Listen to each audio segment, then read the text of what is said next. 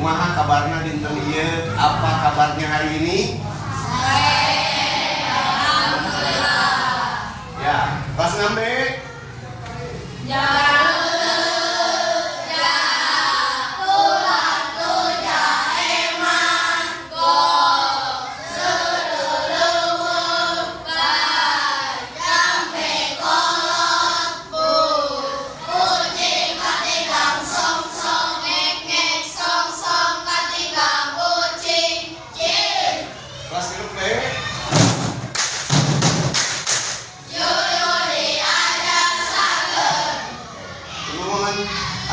Hari ini Bapak akan membahas tentang materi yang sudah disampaikan sebelumnya, pengenalan berpikir komputasional.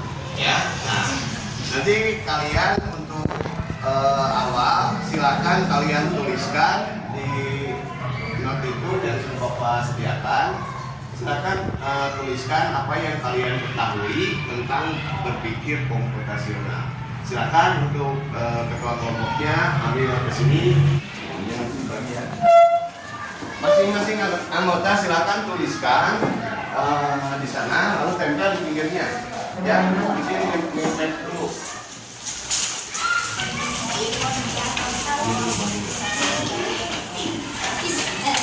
Ya, ini dibagi satu-satu dulu. Silakan tulis di kertas yang dibagikan. Apa yang kalian ketahui berpikir komputasional. Ya, silakan tulis masing-masing. Boleh pakai spidol warna hitam, boleh pakai spidol warna apapun yang kalian sukai. Lalu di kartonnya silakan tulis nama kelompoknya masing-masing. Ini kelompok 1, kelompok 2, sama kelompok 3. Ya. Nah, ini bisa dihias lagi. Ini bisa dihias lagi. Ya. Ini bisa dihias seperti apa? Yo, sama bagian ini mas, sama bagian yang nempel. Yo, kerjasamanya.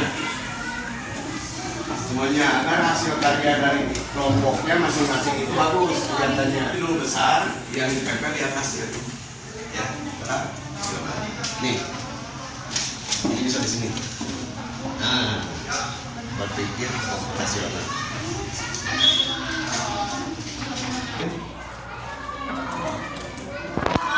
Oke, atasan tepat tuh.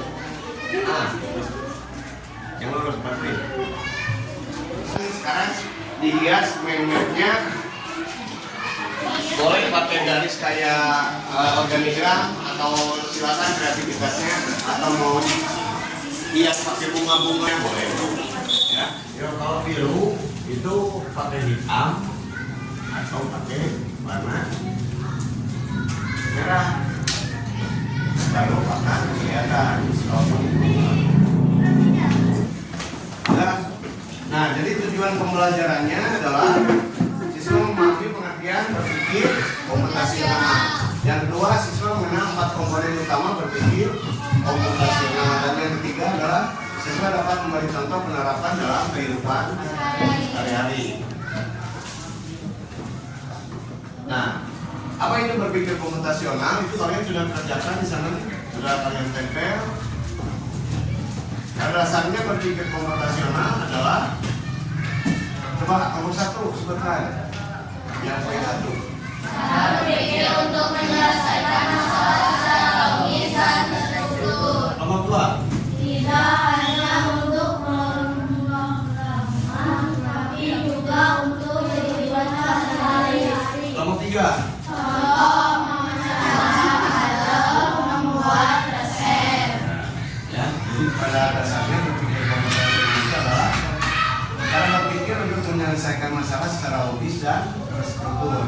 Dalam kehidupan sehari-hari dapat dicontohkan dalam memecahkan puzzle. Nanti kita akan praktekkan dalam game memecahkan puzzle atau cara-cara yang lain yang dalam kehidupan sehari-hari selalu kita laksanakan. Ya. Mengapa penting? Mengapa penting? Karena membantu memecahkan masalah dengan langkah-langkah yang jelas, terus membuat kita lebih kreatif dan efisien. Contohnya menyusun resep dan dan membuat jadwal Pelajaran. belajar. Contoh membuat resep. Contohnya, kelompok 1 mau mencontohkan resep apa? Coba. Teh manis. Teh manis. Kelompok 2 Nasi goreng. nasi goreng. Kelompok 3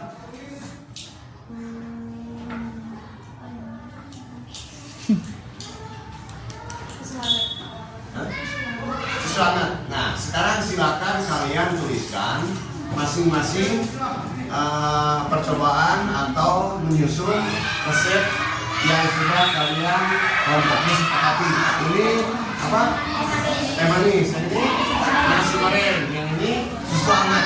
Silakan kalian untuk presentasikan masing-masing kelompok. Silakan. Ya, coba yang ini teh manis. Dengarkan kelompok 1 untuk teh manis. Langkah-langkah membuat teh manis. Coba, siapa yang akan mempresentasikannya? Cara membuat teh manis yang pertama, masukkan teh ke dalam gelas, lalu masukkan ke gelas, tubuhnya ke dalam gelas dan masukkan air, lalu aduk sampai merata. Setelah itu, jika ingin es teh manis bisa ditambahkan es, jika tidak usah. Ya, terima kasih. Tepuk tangan dulu buat kelompok 1. Kelompok 2, nasi goreng. Coba.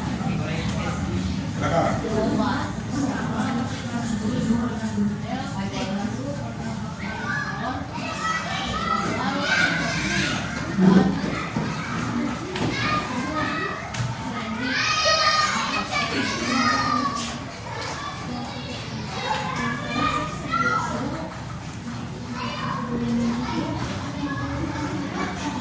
Ya, bisa dibantu. Silakan. Boleh dibantu.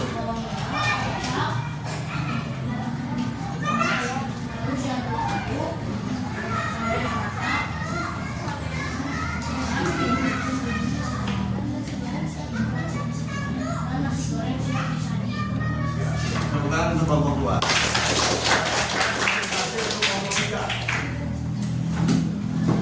Langkah-langkah membuat susu hangat, yang pertama siapkan gelas dan susu bubuk. Masukkan susu bubuk 3 sampai 4 sendok. Lalu panaskan air hangat dan campurkan dengan susu bubuk yang sudah dituangkan dalam gelas. Aduk-aduk dan susu hangat siap-siap. Terima kasih. Tepuk tangan buat kelompok 3. Itu adalah contoh langkah-langkah dalam berpikir komputasi. Kita menggunakan langkah-langkah yang tepat dan efektif ya untuk membuat sesuatu. 4 komponen berpikir komputasional. Di antaranya ada 1 dekomposisi, artinya memisahkan masalah besar menjadi bagian yang kecil. Contohnya yang tadi kalian presentasikan. Ya, masalah besarnya misalkan teh manis.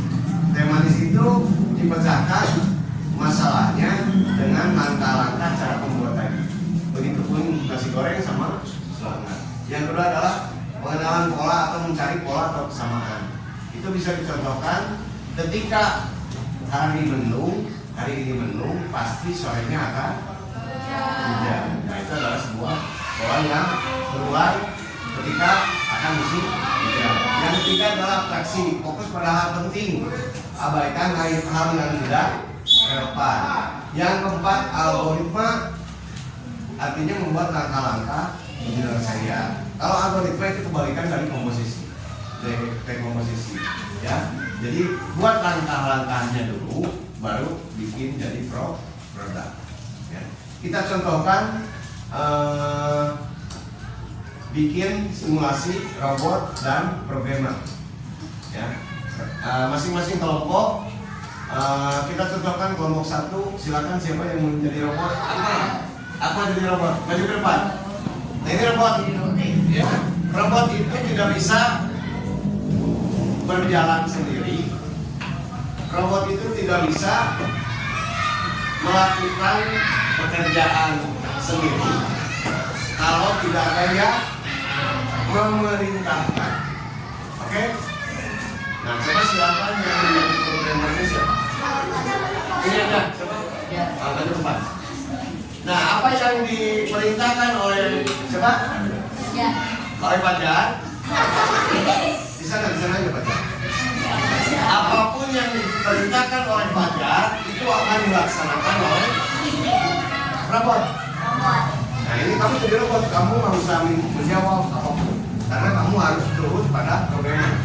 Ya, coba Akmal, baca perintahkan robot untuk mengambil cepuk. Robot ambilkan cepuk.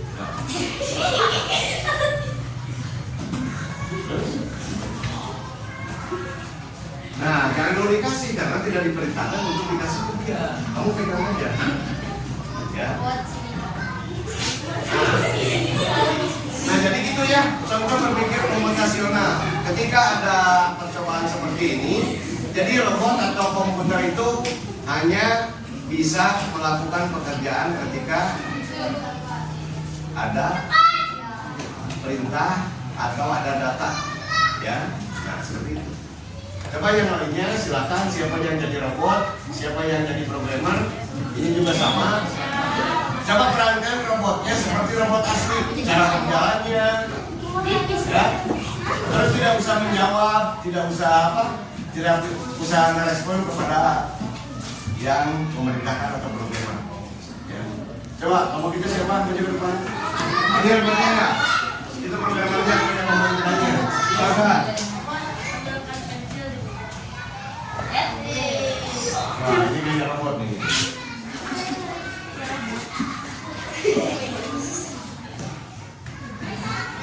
Wah, robotnya salah nih. Karena disuruh ambil pensil, dia ambil spidol. Ya. Gak apa-apa.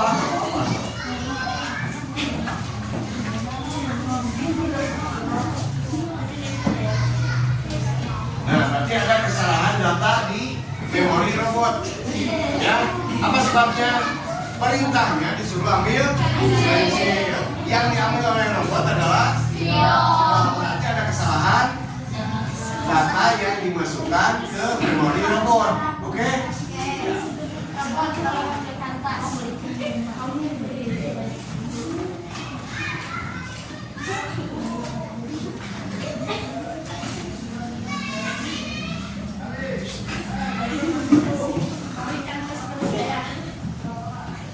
Nah, ini juga kekurangan data. Karena ketika robot kan tidak punya perasaan ya.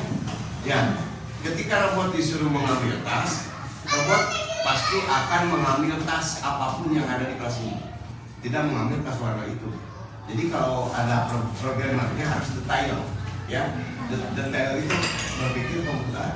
Karena jadi menyelesaikan masalah dengan efektif dan detail. Itu misalkan robot ambilkan tas warna hijau yang ada di depanmu, itu masih ngambil itu ya. Tapi kalau robot ambilkan tas ini akan diambil semua, karena semuanya berbentuk.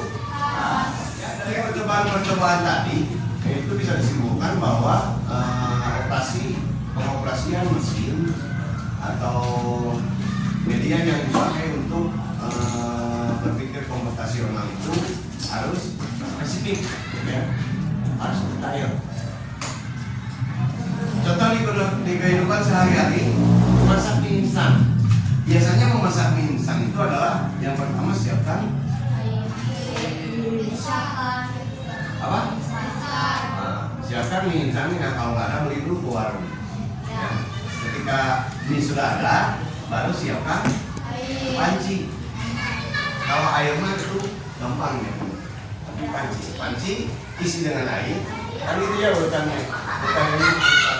Yang kedua menyusun piket. Jadwal piket di kelas kita itu sudah tertera di sana. Hari Senin, Selasa, Rabu, Kamis, sampai Jumat. Ya. Nah di sana juga berurutan. Dan nanti di tugas piketnya dibagi-bagi. Ini bagiannya aku, ini bagian itu sudah otomatis seperti jalankan. Ya. Beda robot dengan manusia. Kalau robot tidak punya pikiran dan perasaan, dia rasa hal real. Tapi ketika manusia ada rasa itu. Ketika sudah dijadwalkan piket, tetap saja yang tidak disiplin mah tidak kayak api-api nah gitu. Yang ketiga, mencari buku di perpustakaan. Salah satu contohnya pada waktu pelajaran IPAS, Bapak menugaskan tiap kelompok mengambil buku tentang kerangka manusia yang ada kaitannya dengan saraf, otak,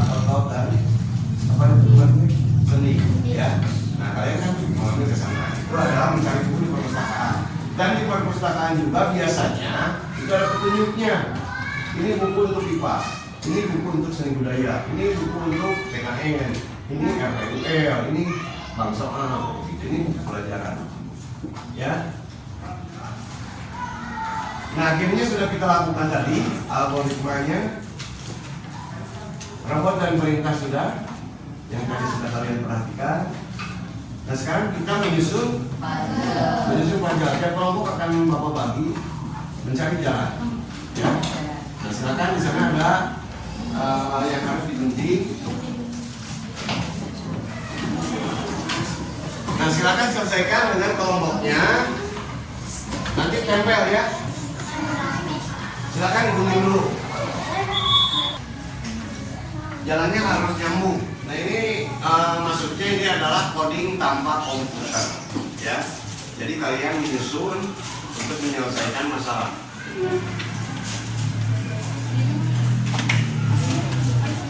Nyambung nggak jalannya? Nyambung sampai ke akhirnya. Ya.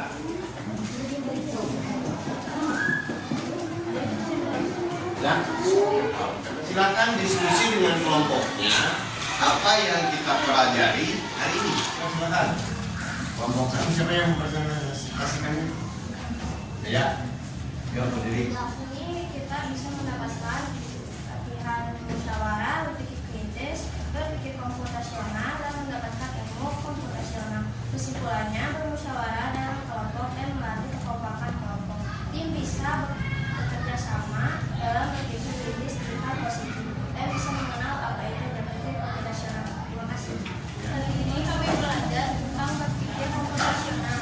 Kami mempraktikkan contoh-contoh dari beberapa pilar, yaitu kami membuat langkah-langkah cara membuat teh manis, mempraktikkan robot, mengerjakan puzzle, dan lainnya. Kami juga bisa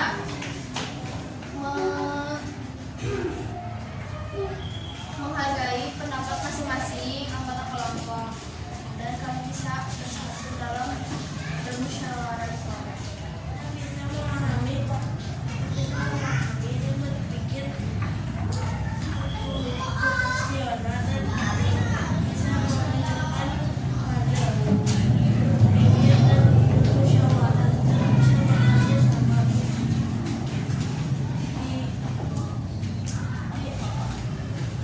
dalam kelompok membuat langkah-langkah.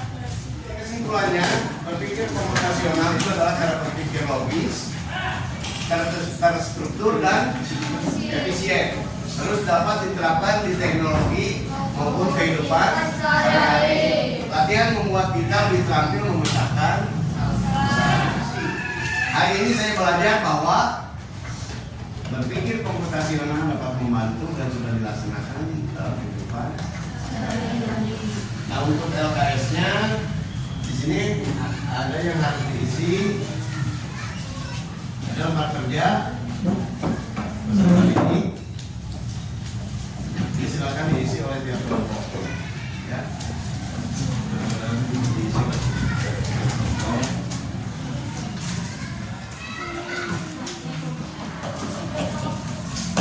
Akhirnya lembar kerja ini berarti berakhir pula pembelajaran kita hari ini tentang pengenalan berpikir dan coding.